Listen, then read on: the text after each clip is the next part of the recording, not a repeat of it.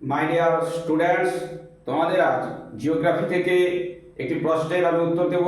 প্রশ্নটি হলো, অ্যালবেডো কি? না, অ্যালবেডো হলো সূর্য থেকে আগত যে সূর্য বিকিরণ, তাকে যদি আমরা 100% ধরি, তাহলে ওই 100%-এর 65% কি করে? পৃথিবীকে ও বায়ুমণ্ডলকে উত্তপ্ত করে। বাকি 35% কি করে? না, মহাশূন্যে ফিরে যায়। কাকে দেয়?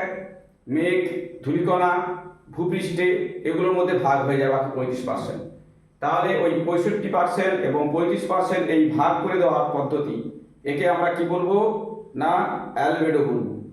যেটি সূর্যের বিকিরণ পদ্ধতির কত শতাংশ? 65% পৃথিবী ও বায়ুমণ্ডলকে উত্তপ্ত করে। বাকিটা কি হয়? 35% মহাশূন্যে ফিরে যায়। এই ঘটনাকে আমরা কি বলবো? অ্যালবেডো বলবো। নিশ্চয়ই তোমরা বুঝতে পারলে। আর যদি বুঝতে তোমাদের কোনো অসুবিধা, তাহলে তোমরা কমেন্ট করবে। আর যদি বুঝতে পারো, তাহলে চ্যানেলটা ফলো দিয়ে সাবস্ক্রাইব করে পাশে থাকবে পরের প্রশ্নের উত্তর পাওয়ার জন্য।